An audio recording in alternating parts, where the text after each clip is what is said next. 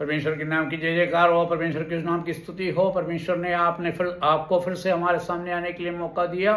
आज एपिसोड 21 हम सुनने जा रहे हैं। एपिसोड 21 में परमेश्वर का न्याय विश्वासियों के लिए, वो हमारा हेडिंग था। उसके अपन हम पढ़ते हैं, उसके अंदर हम अपन वचन देखेंगे। यूहन्ना का सुसमाचार 5:22 में क्या पढ़ते हैं। यूहन्ना का सुसमाचार 5:22 में यहाँ पर लिखा गया है, फादर नॉट जज नो वन। आपने सुबह पढ़ा था। उसके बाद हम कह रहे हैं पिता किसी को भी पिता परमेश्वर किसी का न्याय नहीं करता। All the judgement was given to the son. ये सभी न्याय जो है किसको दिया गया है? पुत्र को दिया गया है। और क्या लिखा है? given the son.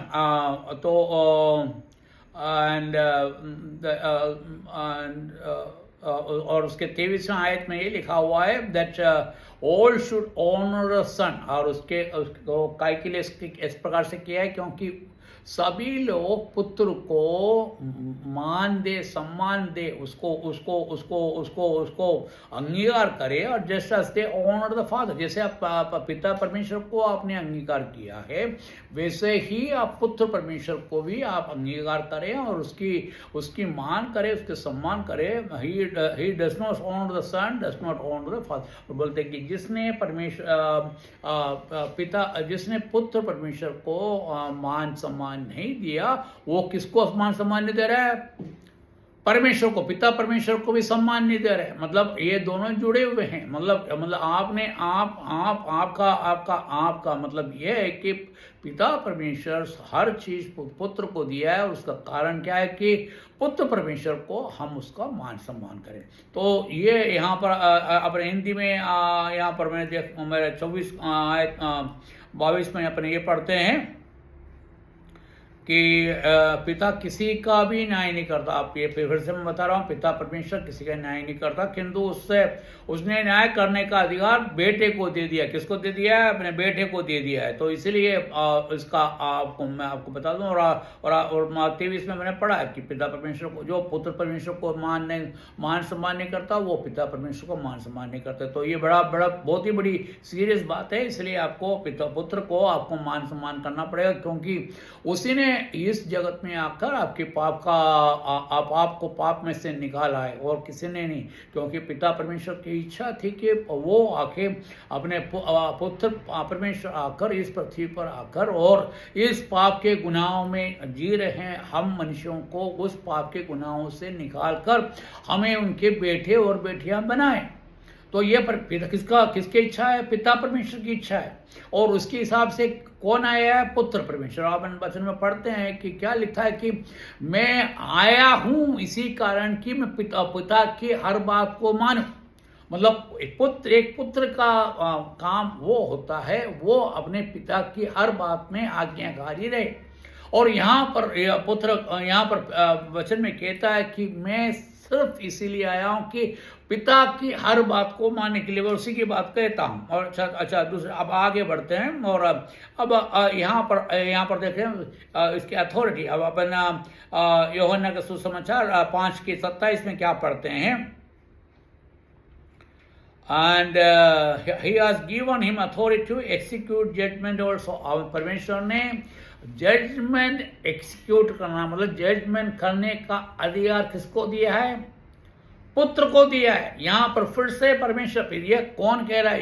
ये जो अपन बाइबल में देखेंगे तो ये किसकी बोली है? ये प्रभु यीशु मसीह की बोली है। प्रभु यीशु मसीह कह रहा है, क्योंकि वो खुद परमेश्वर है और वो बता रहा है कि उसका अथॉरिटी क्या है। And given authority to execute judgement. उसका काम वो जजमेंट एक्सिक्यूट करे। मतलब जजमेंट करने वाला वो है, और कोई न्याय करने वाला वही अकेले ही है। आप सोच रहे हो, प्रभु यीशु मसीह को आपने नकारा कर दिया, धिक्कार कर दिया, उसकी बात नहीं माने और उसको नहीं अपनाए, तो क्या होगा? न्याय के सिंहासन में तुम किसकी अपमान कर रहे हो? प्रभु यीशु मसीह की, मतलब पुत्र की निंदा कर रहे हो, आप उसके अपमान कर रहे हो। क्या आपका न्याय किस प्रकार से हो? यदि आप कोर्ट में आप वहां पर खड़े हो और यदि न्यायाधीश ने आपसे बोला, यदि आपने नहीं सुना, तो क्या होगा मालूम है? मैं आपको एक बात कहता हूँ जो एक्चुअली हुआ है। हम कोर्ट में कुछ काम थे और वहाँ पर गए थे, और वहाँ पर क्या हुआ, वहाँ पर बिल्कुल लिखा है साइलेंस, और फोन ऑन करना मना है। आपका फ़ोन स्विच ऑफ करना जरूरी है, और उसके बिना आप कोर्ट के अंदर नहीं जा सकते हैं। और हुआ क्या कि ये थोड़ा सा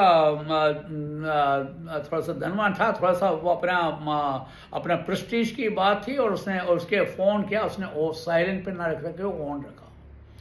और क्या हुआ, उसका केस जीतते जीतते आ गया। उसी टाइम न्यायाधीश ने बोला कि इसका फ़ोन छीन लो।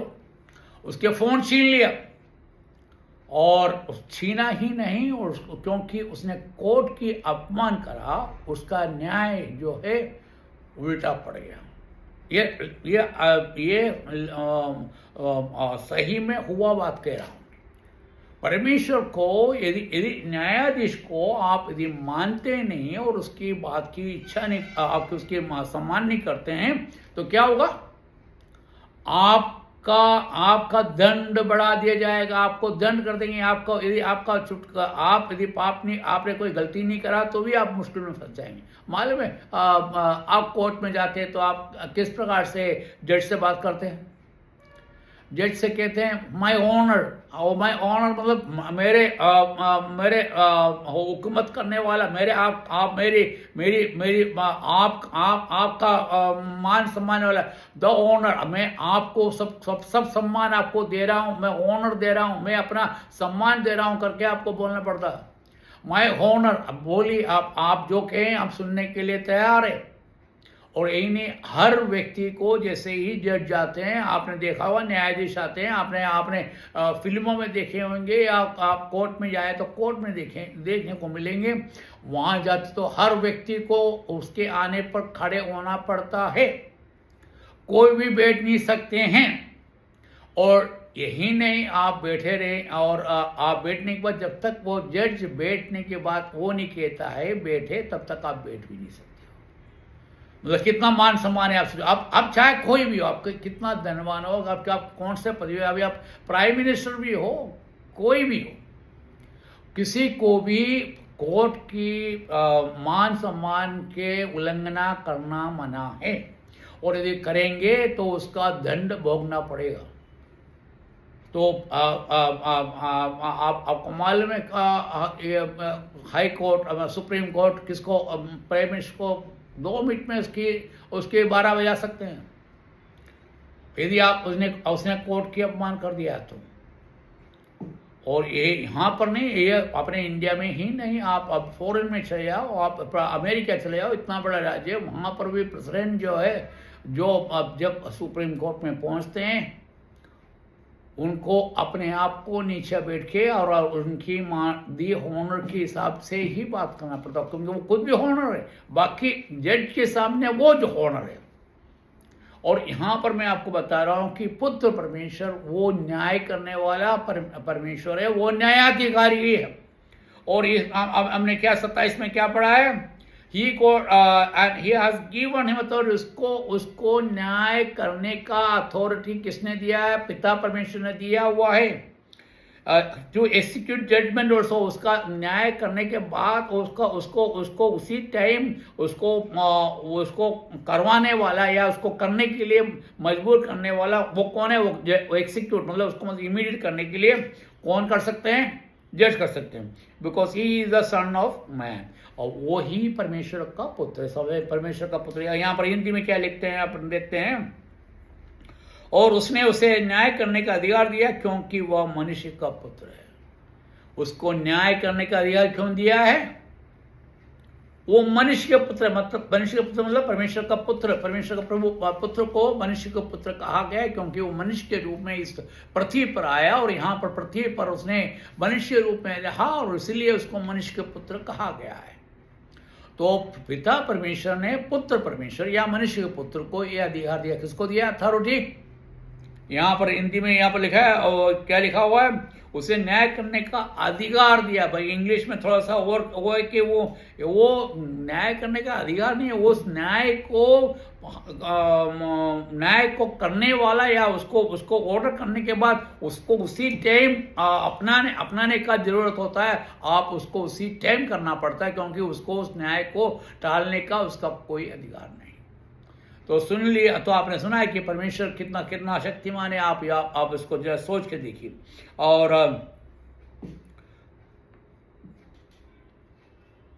तो यहाँ पर सन ऑफ मैन, मतलब मैंने आपको बताया, सन ऑफ मैन को आपको आपने हिंदी में क्या पढ़ा, मनुष्य का पुत्र। मनुष्य का पुत्र मतलब प्रभु यीशु मसीह है। तो मतलब ये अभी तक जो अपन पुत्र परमेश्वर हम कह रहे थे, किसके बारे में कह रहे थे? प्रभु यीशु मसीह के बारे में। यदि आपने प्रभु यीशु मसीह को स्वीकार नहीं करा, उसको आप मान सम्मान नहीं दिए, और हम ये सोचे कि मेरे को कौन क्या कर सकता है, ये सोच के आप जी रहे हो, तो आप सोच लीजिएगा, क्योंकि न्याय के सिंहासन पर कौन बैठेगा? प्रभु यीशु मसीह ही बैठेगा। और यदि वो प्रभु यीशु मसीह ही बैठेगा, और यदि आपने नकारा है और आपने उसकी इज्जत नहीं दिया है, तो आपको क्या होगा? आप जरा सोच के देखिए। भाई मैं आपको कुछ बताने के लायक नहीं हूं। मैं तो एक साधारण मनुष्य हूं। मैं आपको ये बता रहा हूं कि प्रभु यीशु मसीह का कितना बड़ा अधिकार है। वो किन का न्याय करने वाला है? हमने पहले पढ़ा था। हमने क्या पढ़ा था? वो मरे हुओं और जियों को न्याय करने वाला है। जो भी मरा हुआ है, मतलब इस संसार के शुरुआत से लेकर अंतिम तक, जब तक वो न्यायासन होगा, तब तक जितने भी लोग मरे हैं वो सब के सब परमेश्वर के न्याय के सामने खड़ा होगा। मतलब प्रभु यीशु मसीह के न्याय के सामने खड़ा होगा। और जो जिंदा है वो भी परमेश्वर के न्याय के सिंहासन पर खड़े रहना पड़ेगा। आप जरा सोचिए। आप बिल्कुल इसको हल्का मत लीजिएगा। ये हल्का लेने की बात नहीं है। और यहाँ पर बता रहा है कि और उसको न्याय करने का पूरा अधिकार दिया हुआ है। और न्याय करना है, वो सिर्फ न्याय करना नहीं, और न्याय को उसी टाइम करना है। मतलब इमीडिएट एक्शन, मतलब एग्जीक्यूट, मतलब उसी टाइम। और वहां पर क्या होगा? यदि आपने उसको नकारा है और उसको अस्वीकार ना करा है, तो क्या होगा? वो उसका न्याय है कि आपको आग के झील में डाल दिया जाए। जैसे ही बोला कि आग के झील में डाल दिया जाए, तो दूत लोग आपको धन से वो आग के झील में डाल देंगे। वहां से आप किसी प्रकार से बच नहीं सकते हैं। मैं बाइबल से एक कहानी सुनाना चाहता था कि मेरे टाइम यहाँ पर खत्म हो गए। मैं यहाँ पर रोकता हूँ। तो मैं फिर से आपको कह रहा हूँ, परमेश्वर न्याय करने वाला परमेश्वर है। वो परमेश्वर और कोई नहीं, प्रभु यीशु मसीह है। और उसके मान सम्मान करना जरूरी है, क्योंकि पिता परमेश्वर को यदि तो आप मान सम्मान करते हैं, तो आपको पुत्र परमेश्वर को भी मान सम्मान करना पड़ेगा। यदि पुत्र परमेश्वर को आप मान सम्मान कर रहे हैं, क्योंकि वो न्याय करने वाला है, क्योंकि इसलिए उसको अथॉरिटी दिया है। पिता परमेश्वर ने उसको अथॉरिटी दिया है कि मतलब उसको अधिकार दिया है कि वो न्याय करे, और न्याय करने पर वो उसी टाइम एक्सिक्यूट करता है। एक्सिक्यूट मतलब उसी टाइम और न्याय का पालन होना जरूरी है। ऐसा नहीं कि भाई कि आपको जेल में डाल दो, हाँ आराम से गए, और ऐसा नहीं। उसी टाइम यहाँ पर बोल दे कि आग में जेल में डाल दो, मतलब उसी टाइम आपको उठा के आग के जेल में डाल दिया। वहां पर आपको कोई दया और करुणा और कोई नहीं। और ये जेल युगान युग जाने वाला है, कभी भी इसके अंत नहीं होगा। मेरे भाई और बहनों, मैं आपको फिर से मैं कहता हूँ, इतना बड़ा चीज को हल्के में ना लीजिए। प्रभु आपको आशीष दे। मेरा आशीष आप लोगों को सबको है। और आप उस प्रभु यीशु मसीह को आप विश्वास करो, तो आपको अनंत जीवन मिलेगा। प्रभु यीशु मसीह की महिमा हो। आमीन।